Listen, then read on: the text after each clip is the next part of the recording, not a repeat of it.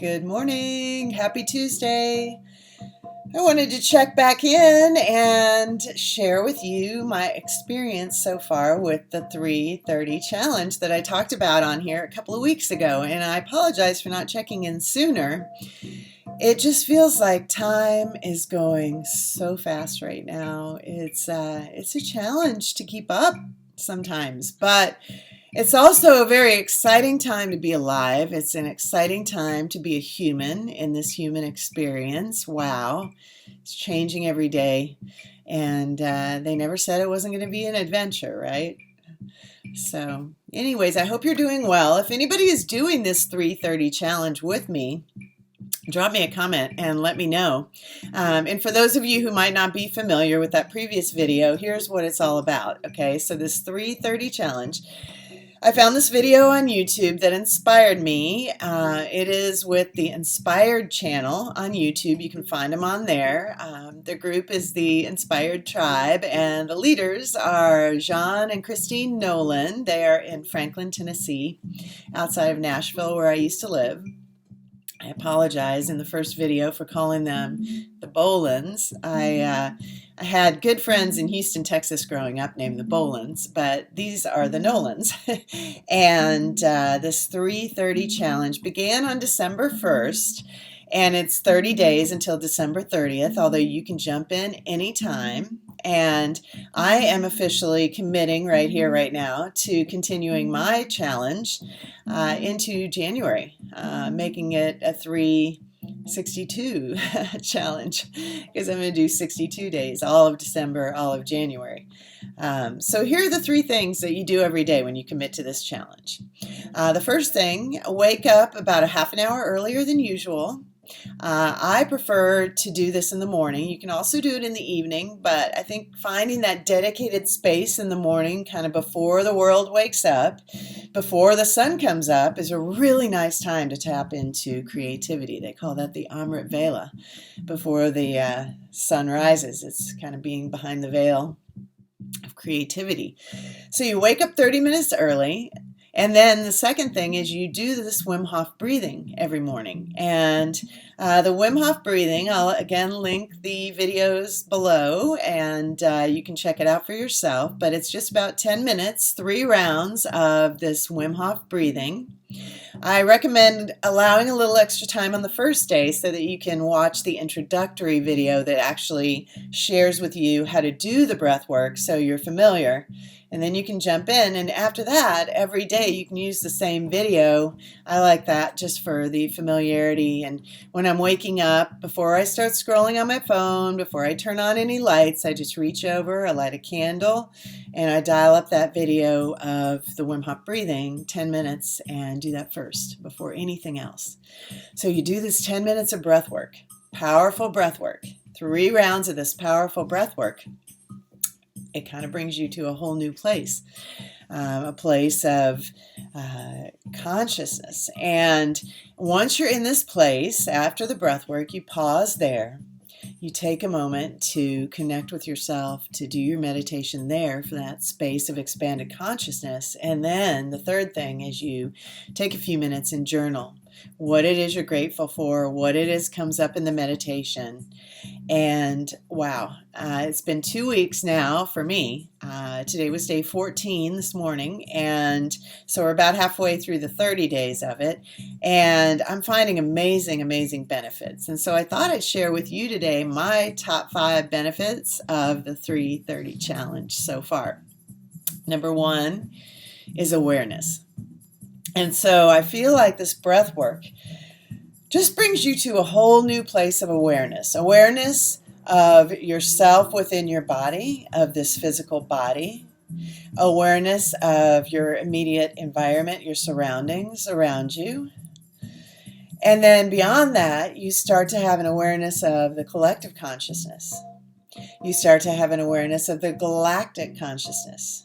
And you start to have an awareness of the universal consciousness and your oneness with all of it, which is pretty amazing as your consciousness expands. So that's number 1, awareness. Number 2 is presence. You know, it really brings you to presence. Lao Tzu A Chinese philosopher had a quote that said something to the effect of, if you're depressed, you're living in the past. If you're anxious, you're living in the future. If you're at peace, you're living in the now. And so presence is the now. And it's really all we have is this moment. You're basically deciding that you're going to resolve and clear and release the past. And some of that might come up in this meditation, especially in the morning. It might come up, but you're just allowing it to go, to take a look at it and let it go. And then you're also trusting and surrendering what's coming in the future and foregoing that anxiety for the trust, the surrender, that all is coming in its own time. And that leaves you right here, right now, at peace in this present moment.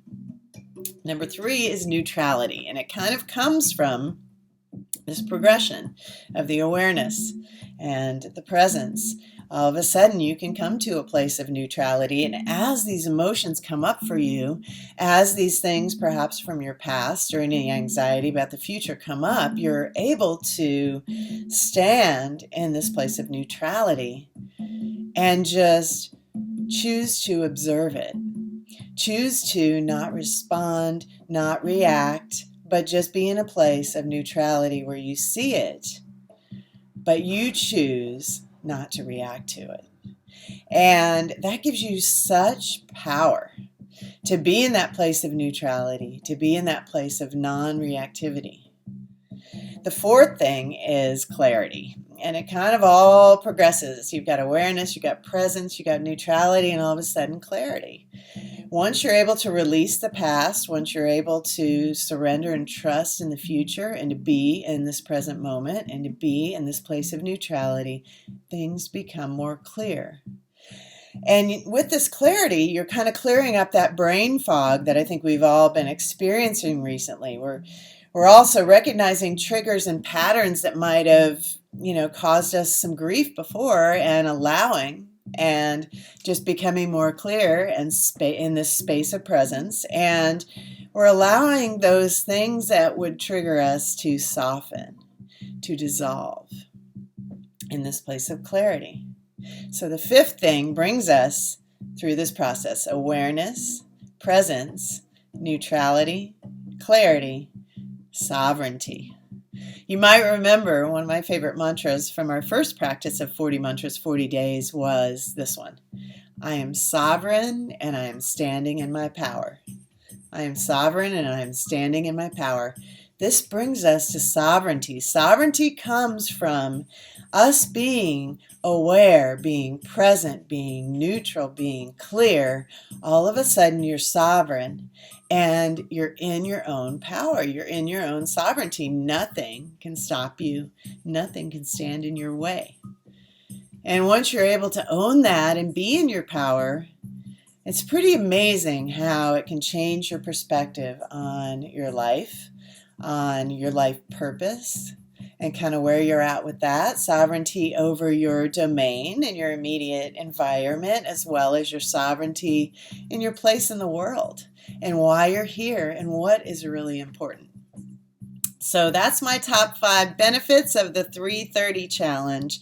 I would love it if you want to share some of the benefits that you're getting out of this as well. And I'd love it if you want to continue with me on this journey. Again, I'm committing until the end of January now to continue this 330 challenge, these 3 things first thing in the morning. I'll put links below to the original video where Jean Nolan talks about it, to the Inspired Tribe. I will put a link to the introduction to the Wim Hof breathing method and a link to the beginners Wim Hof breathing, which is what I'm doing every day. It's about 10 minutes long. And I'll also put a link to my last video where I kind of introduced the 330 challenge. And stay in touch and let me know how it's going.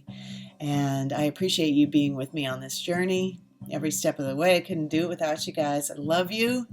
And I'm always here if you need me. Don't ever be afraid to reach out. Have a great day. I'll see you soon.